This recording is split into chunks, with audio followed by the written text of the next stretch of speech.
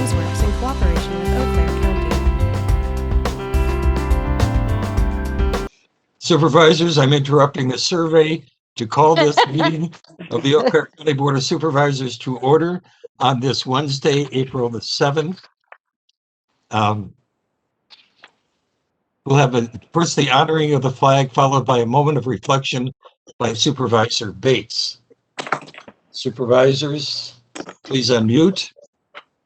And together, I pledge allegiance to the flag of the United States of America and to the republic for which it stands, one nation, under God, indivisible, with liberty and justice for all. Well, that was relatively good. It's for all. Supervisor Bates. Thank you. In Parker Palmer's Healing the Heart of Democracy, The Courage to Create a Politics Worthy of the Human Spirit, Palmer explores what historian Joseph Ellis describes as the most potent and consequential words in American history. The first few lines of the Declaration of Independence. The words are familiar. We hold these truths to be self-evident, that all men are created equal, and they are endowed by their Creator with unalienable rights. Among them are life, liberty, and the pursuit of happiness.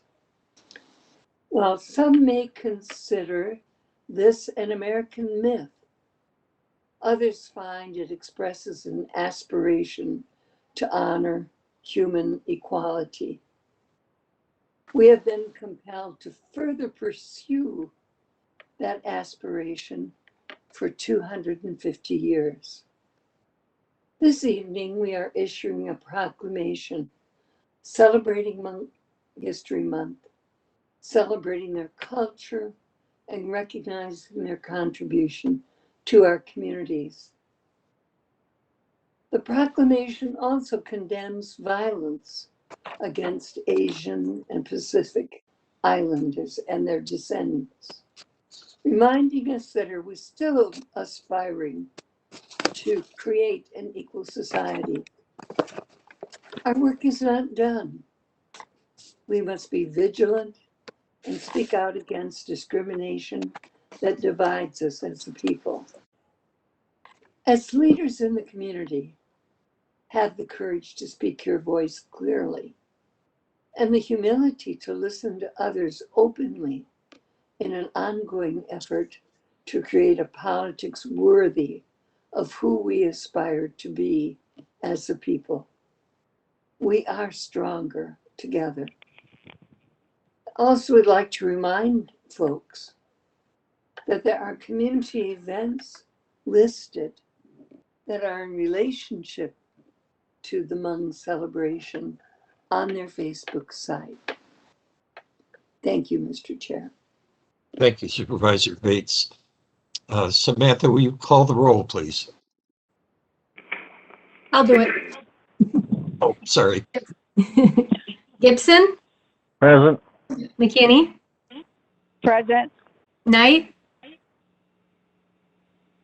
Pagonis, Here. Anton, Here. Zook, Here. Chilson, Stelgis, Here.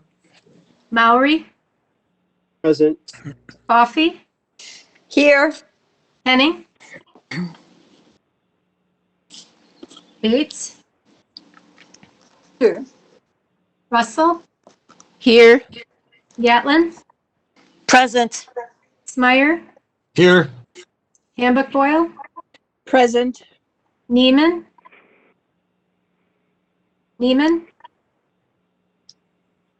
Dunning, Here. Wilkie, Here. Anderson,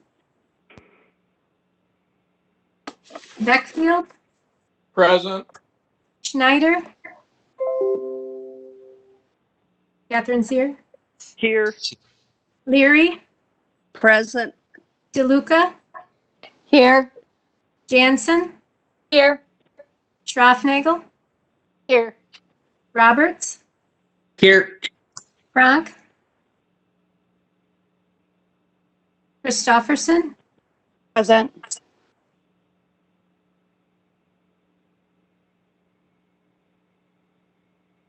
we have 23 present.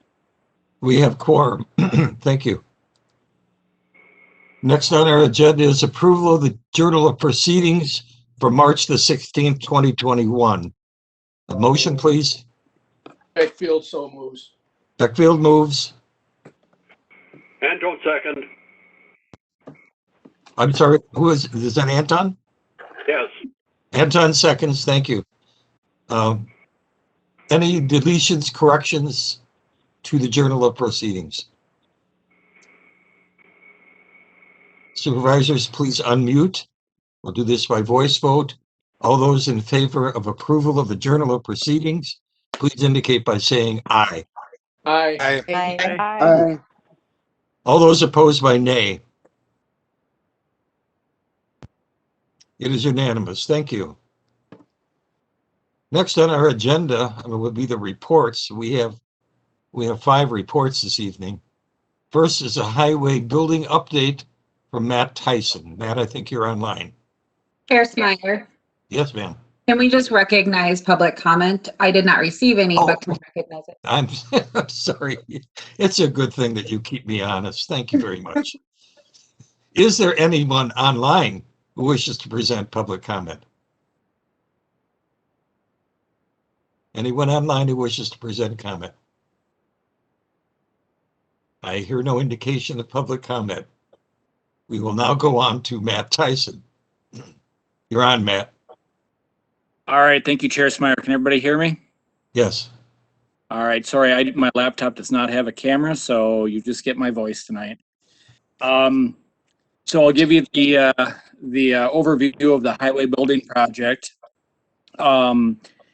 CBS Squared has been selected as the architectural firm for the project.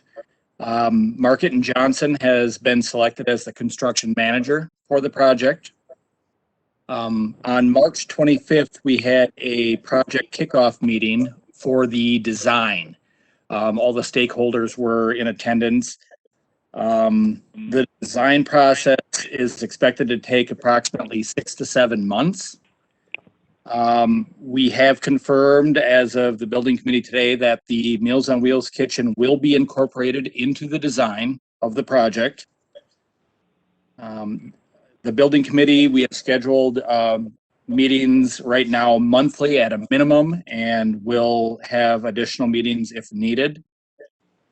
We're expecting that the project will be bid out to contractors starting in October to early November, and the construction is expected to take approximately 12 months and to be completed around November of 2022.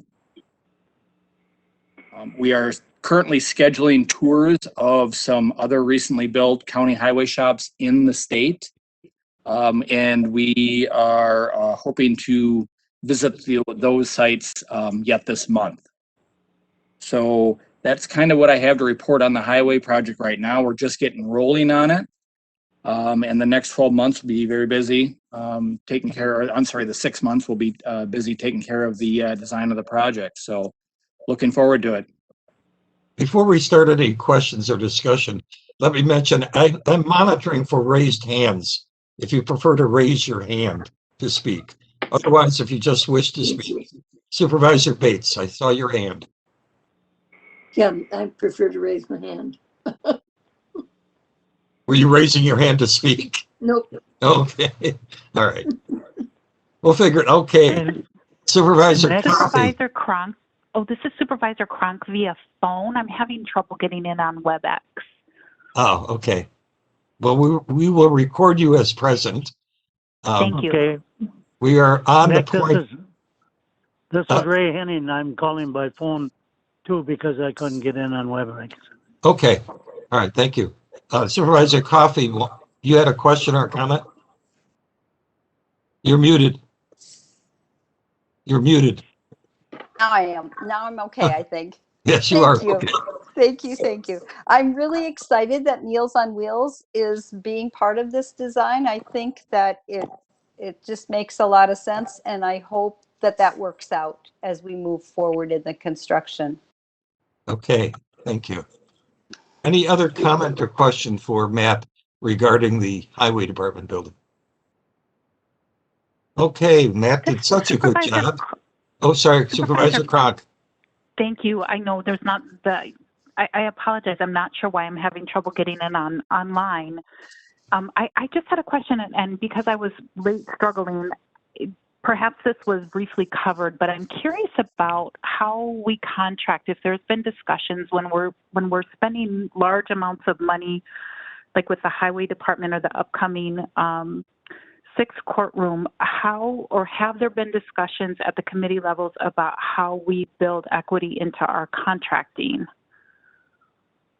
I'm not sure who would respond to that. Tim, Matt, I'm not sure. This is Catherine. Catherine. And I would offer just a few quick notes, and Supervisor Pagonis can also speak to this. The Finance and Budget Committee has been talking about purchasing policy, and our purchasing team has been having conversation about language in our contracts that actually provides that equitable framework. And so that's been part of the ongoing work. Supervisor Pagonis, I don't know if you want to add any additional comment, because the Finance and Budget Committee has been considering this as well. Thank you, Administrator Shelf. So yes, the Finance and Budget Committee has been looking at our purchasing policy, and we've been looking at the purchasing policy of other counties. And so one of the elements is equity in purchasing. We're also focused on local vendors, local developers, and with a theory that, you know, we certainly want to keep Eau Claire County dollars as local as possible. So we're basically looking at both of those areas in terms of the best way to proceed, both by looking at equity in our purchasing and there's a ranking that several elements go into the ranking, and so there's an assessment, and then then it gets determined. So Matt may have something else to add to that. Matt? I really don't have a lot else to add add to that. I know the purchasing department has been working on that. Typically what I think Supervisor Pagonis is talking about is the RFP process, where we request a proposal and then we grade those proposals based on different criteria, and each section of the criteria has a different point value. So I'm assuming that the purchasing department and finance budget are working on some changes to that process to make it more equitable. Supervisor Crunk, did that respond? That's helpful. Thank you. That is helpful. Supervisor Zook, did you wish to speak? Okay. No? Oh, thank you. Okay. Anyone else who has a question or comment for Matt? Well, Matt did such a good job that we have him up next also on the 6th courtroom. Go ahead, Matt. Sure. The 6th courtroom project. The original plans for this project were completed in November of 2018. The project was put on hold by the board pending an updated timeline of a judge appointment by the state of Wisconsin. In January, I was given the approval to go ahead and dust the plans off, and have been working with Venture Architects, who was the original designer of the plans, on making some small tweaks to the plan for code requirements that have changed over the last 3 years while we were waiting on the state's approval, I guess, on the judge.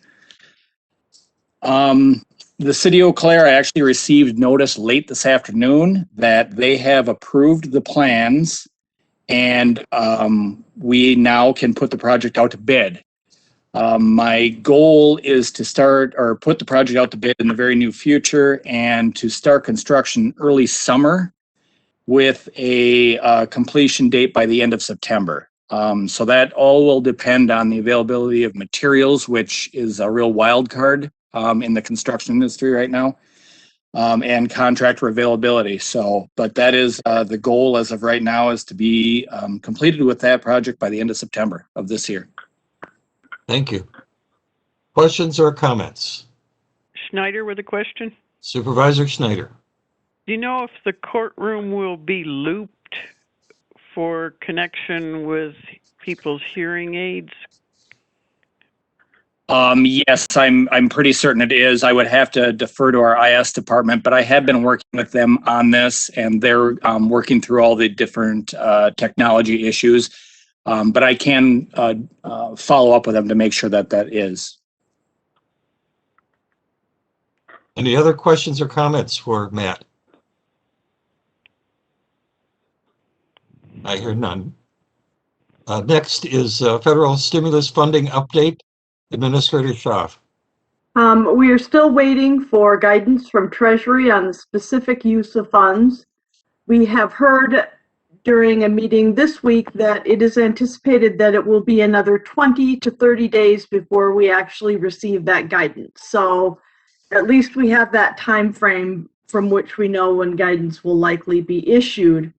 Along with that, the county has had multiple conversations with partners about how we may, as a county, want to go about working with these funds, and the Committee on Administration will have this on their next agenda for discussion and will likely be bringing a report back to you, the board. And that is all I have, Chair Smeyer. Thank you. Any questions or comments for Administrator Schaaf or in regard to the funding? Okay, I hear none. Next is a report from Supervisor Mowry on the Broadband Committee. Thank you, Chair Smeyer. Just as a reminder, the Broadband Committee was created in August of 2019 to serve as a collaboration and connection hub that works with citizens, businesses, industries, agriculture, units of government, and broadband providers to increase the availability, delivery, and utilization of high-speed internet services countywide. Our goal is border-to-border coverage. When we first started meeting, we were thirsty for any kind of internet expansion. It seemed to me that we were meeting month after month to try to get a drink of water from a barely dripping garden hose. Recently, we've had some successes, and the future is looking very promising, almost overwhelming. Two partners that we brought to the table submitted a state PSC broadband grant. They were a linked grant. They each had to submit a separate grant, but these grants were selected for funding, and this summer, 24/7, which is West Wisconsin Telecom, kind of their outreach arm, and Tri-County Communications are going to lay fiber in all of Drammen town. So the whole town of Drammen will be receiving fiber. Next summer, they'll link up the residents with the fiber to the premises installations.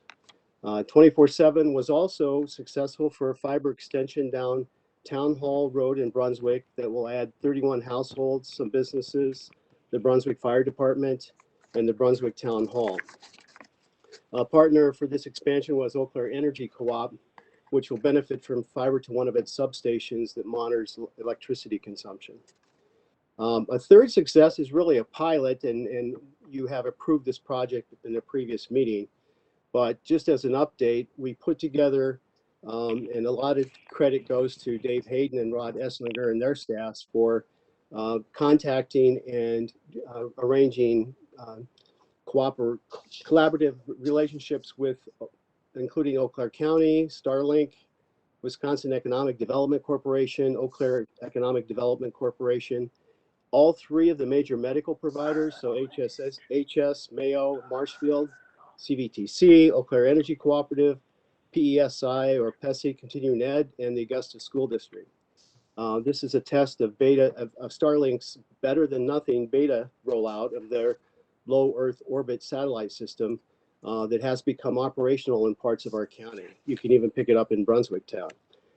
This pilot is now fully funded and will pay for the initial equipment, which comes to about $580 with shipping and sales tax, and 1 year of monthly fees, which amount to $99 a month for 30 to 50 households and businesses within the target hexagonal Starlink area south of Augusta. The Broadband Committee and the major partners are currently reviewing 60 applications we have for this program. A final success that is currently being developed is a digital literacy program that can support any county resident who wants to increase their ability to utilize high-speed internet resources. A student group from University of Wisconsin-Eau Claire College of Business, Professor Scott Lester's community leadership course is putting the final touches on this program, which will be launched sometime in August or September. We'll be recruiting and training students who want to meet their service learning requirement for graduation, and from UW-Eau Claire, also 4-H students who want to use the experience as a project they can present at the annual 4-H County Fair, and any interested citizen volunteers. These digital coaches will be trained and matched with citizens who want to develop specific internet skills. Looking ahead, and in just a few months, that dripping garden hose has become a fire hose at full blast. There are several programs that have become law or are in the works that promise to expand broadband access to all citizens, especially our rural citizens and low-income families. The American Rescue Plan is already law, has 2 provisions for broadband expansion, including over $120 billion coming directly to local governments and counties, and that includes towns.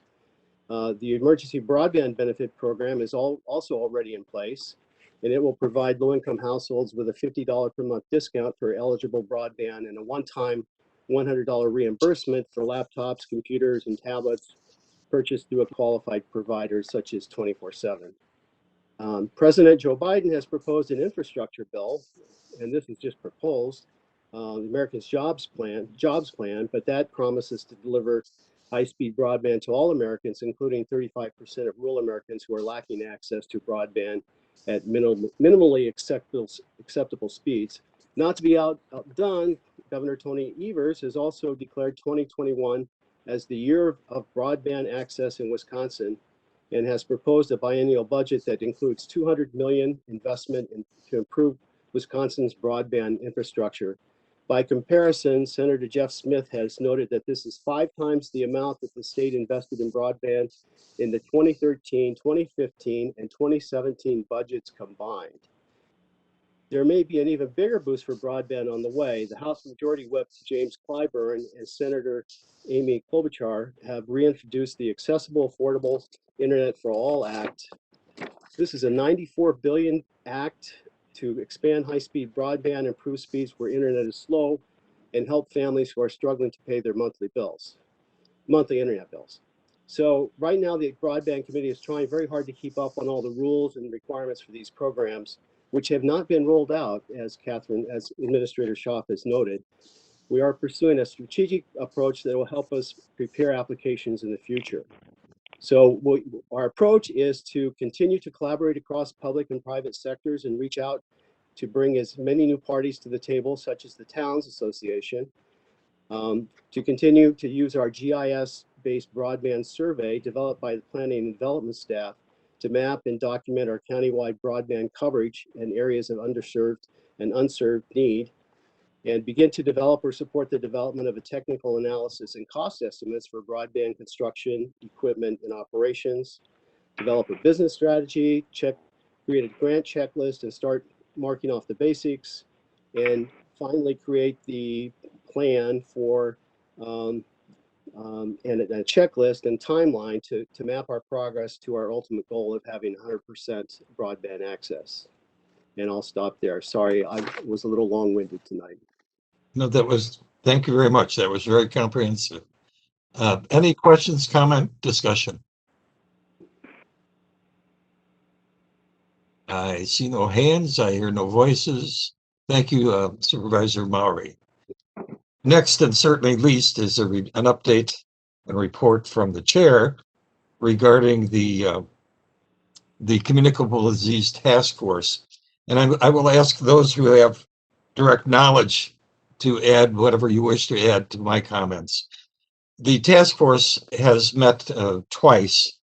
In the second meeting, Tim Sullivan and Steve Nick provided a legal background, the context information, followed by comments from Dan Steyer, who is the facilitator for the group. And the group spent the rest of the time expressing their opinions and their perspectives from the various sectors that they represent regarding the shape of an ordinance, a communicable disease ordinance. There was the intention of having a listening session after the second meeting. It's now been postponed until after the third meeting because we need to spend some time talking about how that will be done in such a way that we have the feedback that we need from the community, the concerns and so on. I think that pretty much summarizes it. I will ask any other person associated with the task force to make any comment that you wish to make to expand on my comments. Any other comments? It's moving along. It's moving somewhat slowly. It's a large group of people. The facilitator is trying to make sure that everyone is included in all perspectives and so on. I think that it will begin moving a little faster in the third meeting. So, having said that, we'll move on now to presentation of petitions, claims, and communications. Our county clerk is going to be very busy here. First is a proclamation proclaiming the week of April 28th to April 30th. I'm sorry, 26th to the 30th as Work Zone Awareness Week in Eau Claire County. Clerk McDonald. Whereas the Wisconsin County Highway Association is asking all 72 counties in the state to unite and kick off Work Zone Safety Awareness Week with a resolution and campaign to raise awareness for its workers, the traveling public, public safety workers, and those of various highway contractors performing work for the counties. And whereas construction and maintenance activities on our streets and highways require that work zones be established. And whereas in Wisconsin, there's an average of 2,677 work zone crashes each year, and there have been over 13,000 crashes, resulting in 5,200 injuries and 50 deaths over the past 5 years. And whereas in 2019, Wisconsin suffered from over 2,400 crashes in road construction and maintenance zones, resulting in 899 injuries and 18 deaths. And whereas between 2014 and 2019, there were 85 deaths recorded as a result of crashes in Wisconsin work zones, including 3 Wisconsin County highway workers who were killed in work zones in 2015. And whereas through their enforcement activities and other participation, the Eau Claire County Sheriff's Office, Wisconsin State Patrol, and Eau Claire County Highway Department are committed to working together in 2021 to make Work Zone Awareness Week a success. Whereas the Federal Highway Administration has designated April 26th through April 30th of 2021 as National Work Zone Awareness Week. Therefore, I, Nick Smyer, Chair of the Eau Claire County Board, do hereby proclaim April 26th through April 30th of 2021 be designated as Work Zone Awareness Week in Eau Claire County. Thank you. The chair looks for a motion to approve. Motion by Supervisor Leary. Is that correct? Second?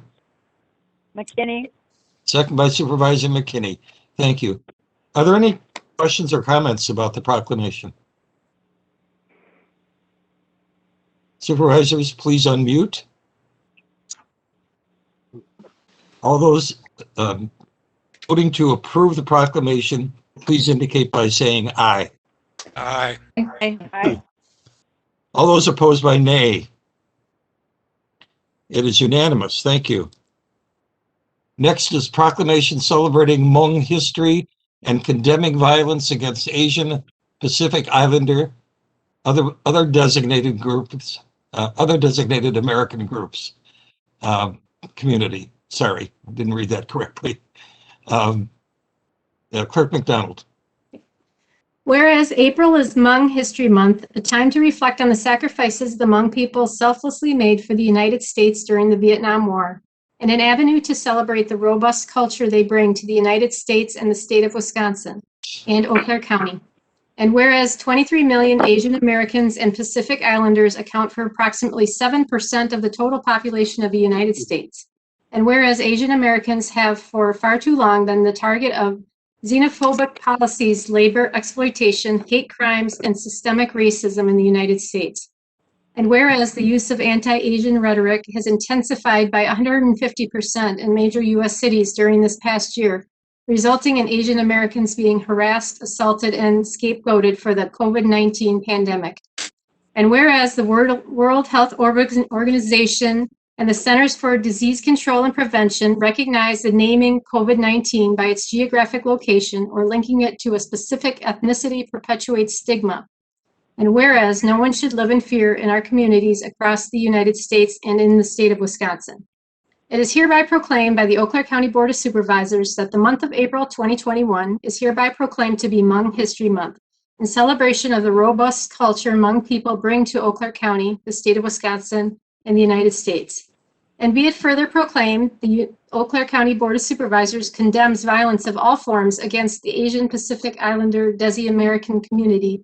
And be it further proclaimed that the Eau Claire County Board of Supervisors encourages everyone to condemn anti-Asian bias and to read, learn, and seek opportunities to experience cultures other than their own, review their practices that may create barriers or contribute to systemic racism, and in these ways and others, seek to become a more welcoming, inclusive community. Thank you. The chair looks for a motion to approve the proclamation. Wilkie, motion to approve. I heard Supervisor Wilkie move. Could I have the second? Dunning seconds. Thank you. Any questions or discussion of the proclamation? We'll do this by voice vote. Please unmute. All those in favor of the proclamation, please indicate by saying aye. Aye. Aye. All those opposed by nay. It is unanimous. Thank you. The third proclamation proclaims April 2021 as National County Government Month in Eau Claire County. Clerk McDonald. Whereas the nation's 3,069 counties, parishes, and boroughs serving more than 300 million Americans provide essential services to create healthy, safe, and vibrant communities. And whereas counties provide public health services, administer justice, keep communities safe, foster economic opportunities, and much more. And whereas Eau Claire County and all counties take pride in our responsibility to protect and enhance the health, well-being, and safety of our residents in efficient and cost-effective ways. And whereas under the leadership of National Association of Counties President Gary Moore, NACO is demonstrating how counties matter, especially in supporting residents and businesses during the coronavirus pandemic. And whereas each year since 1991, the National Association of Counties has encouraged counties across the country to elevate awareness of county responsibilities, programs, and services. And whereas Eau Claire County was incorporated in 1856, and the mission is to provide quality, innovative, and cost-effective services that safeguard and enhance the well-being of residents and resources. Eau Claire County government services touch those who live in the county, visitors, and others in the Chippewa Valley. Now, therefore, I, Nick Smyer, Eau Claire County Board of Supervisors Chairperson, do hereby proclaim April 2021 as National Government Month. The chair seeks a motion to approve the proclamation. Motion by Supervisor Bates. Second, Supervisor Gatman. Thank you. Any discussion, questions about the proclamation? Right near the end, it said national government, or was that county government month? Clerk McDonald. Well, the last line of the proclamation probably should read National County Government Month. I'll make that correction on here. Okay, without objection, we'll proceed to a vote. Please unmute. All those in favor of the proclamation, please indicate by saying aye. Aye. All those opposed by nay. It is unanimous. Thank you. The next item is a rezoning request from owner and applicant Mark K. and Barbara A. Goings for the town of Lincoln. This item will go on to a future agenda of this board. Next, under section 10 of our agenda, reports of standing committees, commissions, and boards. From the Committee on Administration, file 75. Creating section 4.30.140 of the Eau Claire County Code, Child Support Agency fees. Motion. Beckfield. Beckfield moves. Wilkie seconds. Wilkie seconds. Thank you. Chair Snyder, if you'd like me to give a presentation on this, I could do that. Well, I was going to stick Supervisor Bates with that, but I think she's nodding in agreement with you. So, Great. Corp Counsel, go ahead. This is a request for the creation of child support fees for non-40 cases. And I'll give you some background with regards to that. Typically, in Eau Claire County and other states, child support agencies are referred to as 4D agencies because they're created essentially by the federal government under 42 USC Code Part D, and so that's how they're called 4D cases. 40 cases are those cases that are typically referred to by the Department of Human Services to the child support agency for services for such things as establishing paternity, establishing a child support obligation, modification of a child support obligation, enforcement of child support cases, collection of arrears, establishment of paternity, if I didn't say that already. And so that is one way that a case becomes a 4D case. In addition to that, a party or parties can come in and fill out an application with the child support agency and request the services of the child support agency, and they also become what is known as a 4D case. As part of federal legislation and state legislation, the child support agency is also required to service what are called non-40 cases. These are cases that are not referred from the Department of Human Services, in which there is no application on file for the services of the child support agency.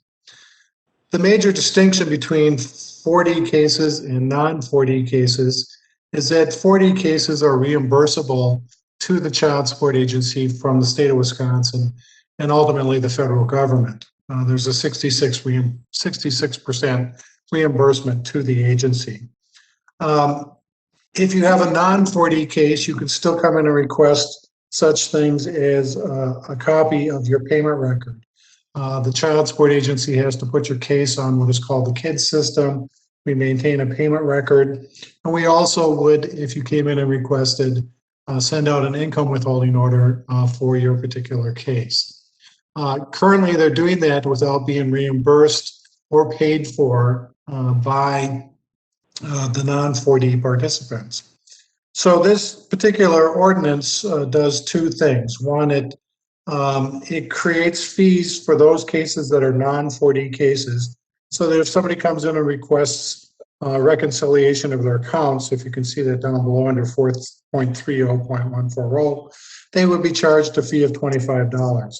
If they want a printed payment history for their case, it would be also $25. Part of requesting that we establish fees in the child support agency is two-pronged. One is that it's collecting a fee for a service that we're providing now and not otherwise being paid for. The other portion of that is it encourages those cases which are non-40 cases to fill out an application and become 4D cases. The advantage of that to the child support agency is that typically non-4D cases are cases where the history of the case involves parents who have an ability to pay child support. They typically pay a larger amount of child support, and they increase the performance numbers of the child support agency. Performance numbers are important for the child support agency because the reimbursement that the Child Support Agency receives from the state under its contract are the numbers that determine how much reimbursement comes back to the county and the state, or the county and the Child Support Agency on an annual basis. So a person could come in and request one of these services. They could be offered the opportunity to fill out an application for free. Then we would provide services to them at no cost. And in addition to that, we would potentially receive then reimbursement for their case. If they choose not to do that, then they would need to pay the fee for making those items that are listed under this section of the code that is listed below. So essentially, that's what's being requested here. This is something that has been approved now by the Office of Child Support Enforcement at the federal level, and also the Bureau of Child Support at the state level. And what I'm aware of is that other counties are also requesting these similar type of fees. Just a procedural point. Because of the nature of this, I'm assuming that we don't need two readings. We vote this evening. This is the second reading. This is, okay. Yes. Jesus Christ. Questions or comments? Schneider with a question. Supervisor Schneider. Why wouldn't this have been done a long time ago? I assume people have been offered the opportunity to become a 4D. Why wouldn't they take it without incentive? Well, and I think the answer to that question lies in the fact that up until recently, BCS and OCSC, which are the federal and state agencies, haven't really given us a blessing in order to do this. And what they said in the past is, you have to service these non-4D cases. You're not going to get any reimbursement from them. And that was pretty much where it was left. And now they've said it's okay if you request fees from them for these particular types of items. Supervisor Schneider? Wonder why they said it, but that's probably beyond the scope of general interest. I'll assume that that meets your expectation then. Yep. Any other questions or comment? Supervisors, we will do this also by voice vote. Please unmute.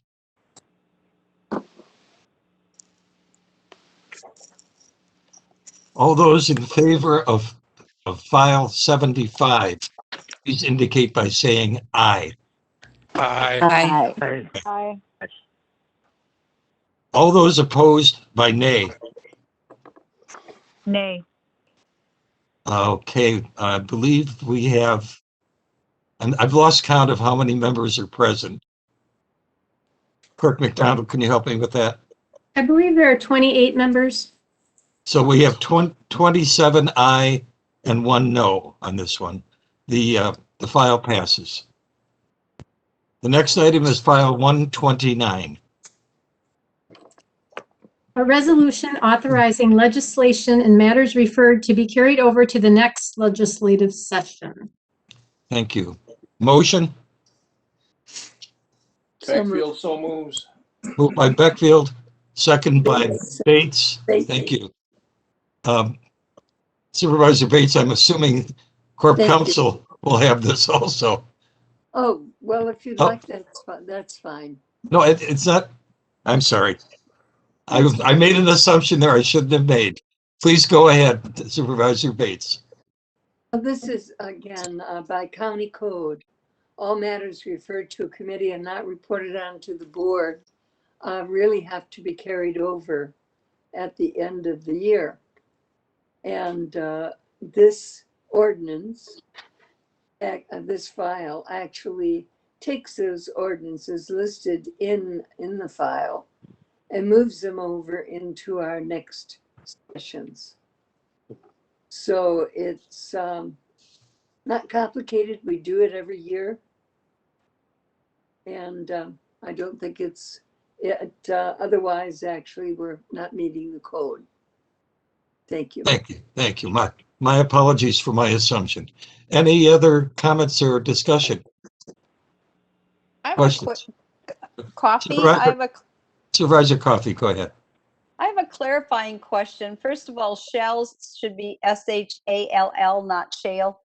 There's an E there, so we might want to change that. But help me understand about when they're placed on file. What does that mean unless ordered by the board? So that means we're going to automatically look at them or not look at them, or help me understand that. I can help you with that. If we place them on file, in order for them to come back before the county board, they have to come back as a new resolution. Essentially is what they do. Okay. All right.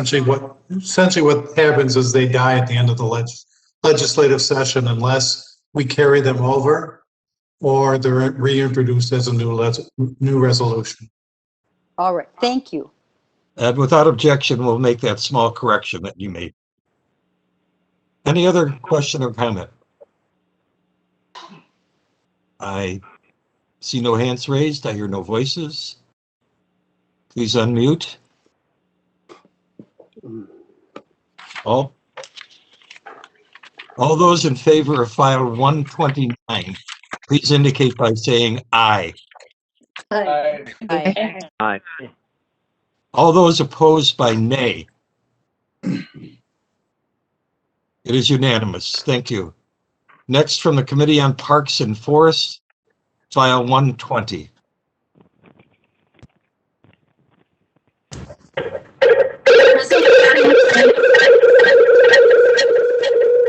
Wow.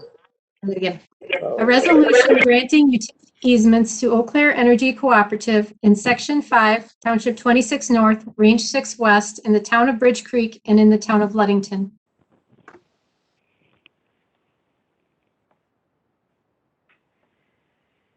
Moved by Schroff-Nagel.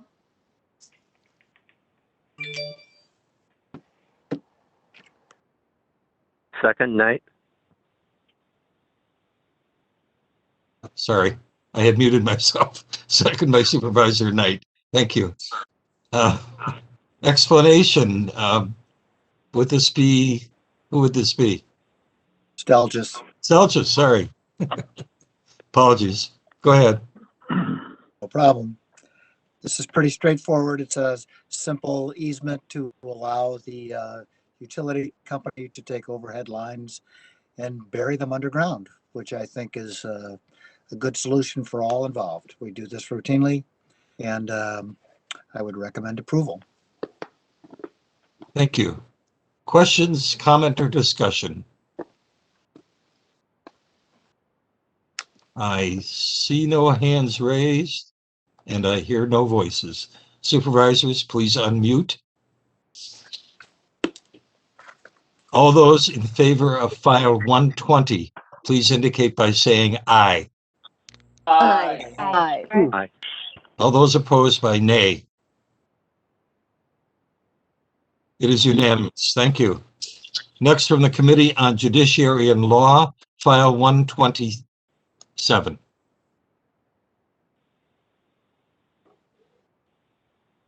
A resolution requesting the state of Wisconsin strengthen its hate crime statute, Wisconsin Statute 939.645, to provide enhanced security to members of Wisconsin's marginalized communities.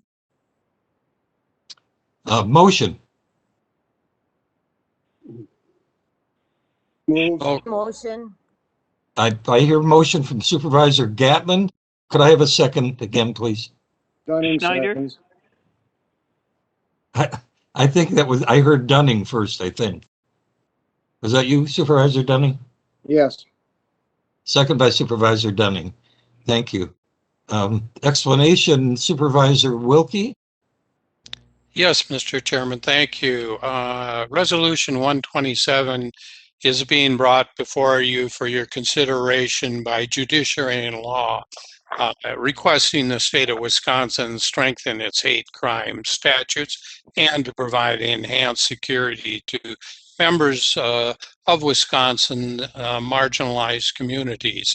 I should say, Mr. Chairman, the author of this resolution is a member of the committee, Supervisor Roberts. If the chair would please do so, I think it would be appropriate that he speak to the content of the resolution.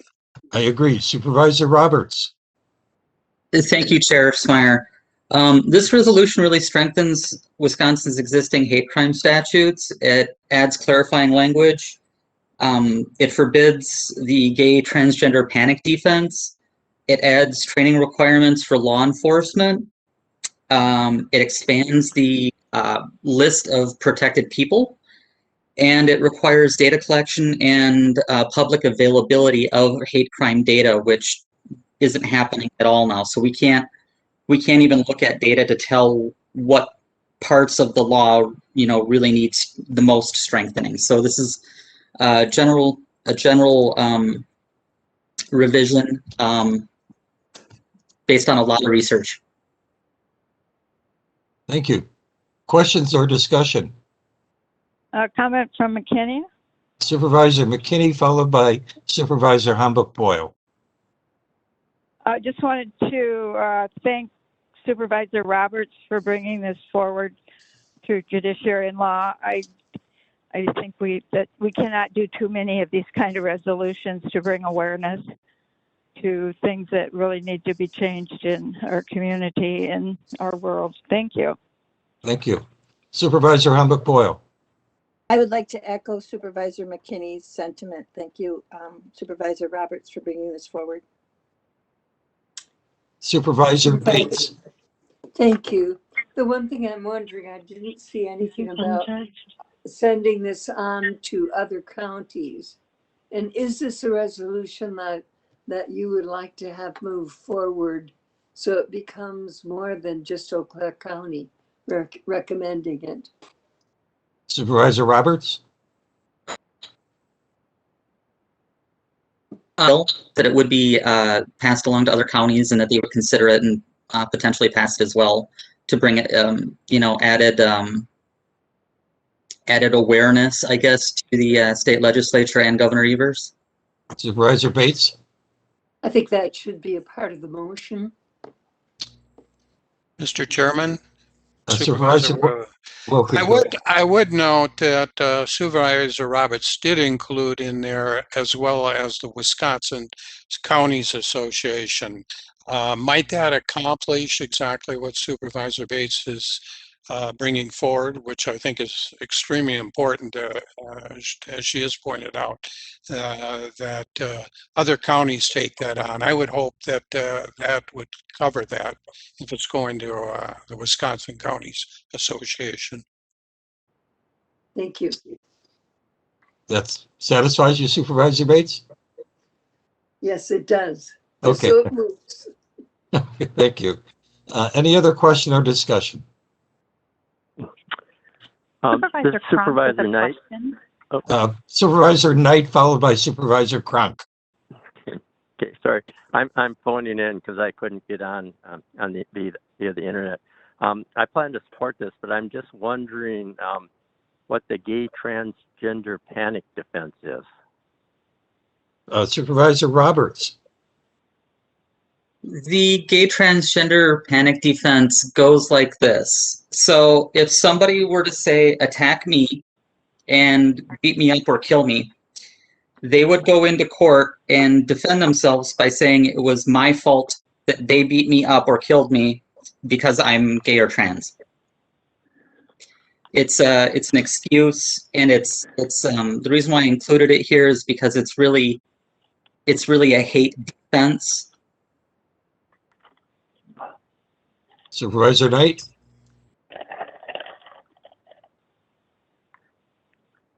I will assume that was sufficient. Supervisor Cronk.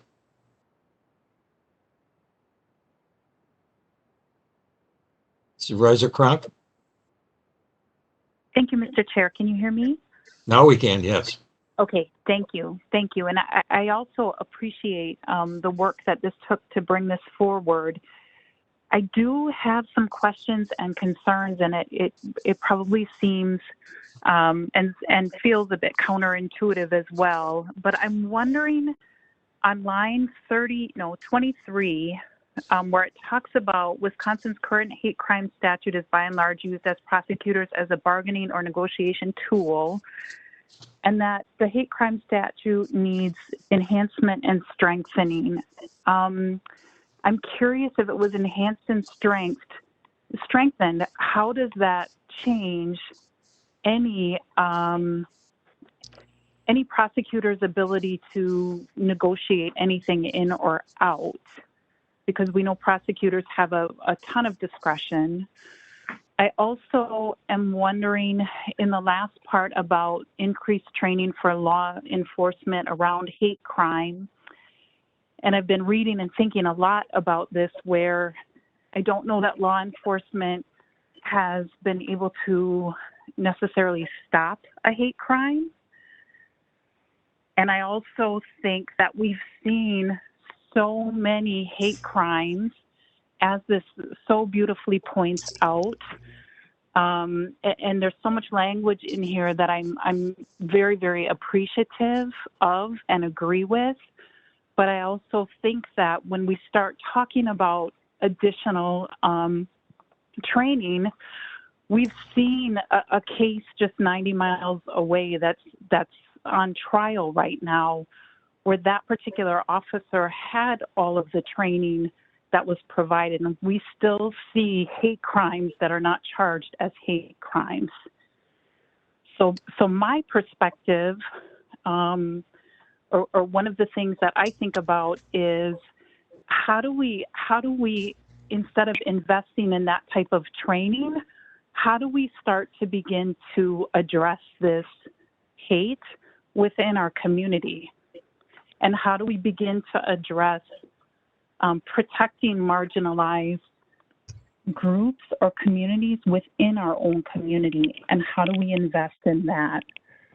So it's not that I don't think that we should support law changes, but I think sometimes when we try to enhance laws that are already existing on the books. Point of order, Mr. Chair, point of order. What is your point of order? We are swaying away from discussing this resolution. Your point of order is well. Your point of order is well taken. Supervisor Cronk, I would ask you to confine your comment to the resolution before us, and the other items which you mentioned can be taken up in committee and by this board at another time. Okay. I'll just ask the question. I'll rewrap that up with the question. How would this strengthen? I guess my general question is, I'm not sure how this resolution would actually strengthen the law or protect communities. Supervisor Roberts, do you wish to respond? I'm going to defer to Corp Counsel Sullivan if he would like to try to answer this one, and maybe I can chime in based off of his response. Corp Counsel, are you there? I'm here. My answer to that is that it would require prosecutors to recognize these groups that are not previously recognized under the statute. Okay. Thank you. Any other question or comment? Supervisors, please unmute. All those in favor of file 127, please indicate by saying aye. Aye. Aye. All those opposed by nay. Very respectfully, nay. Okay, so that is 27 aye and 1 nay. The resolution passes. Thank you. We have reached the end of our agenda, supervisors. Thank you for your time and your patience and your efforts. We are now adjourned.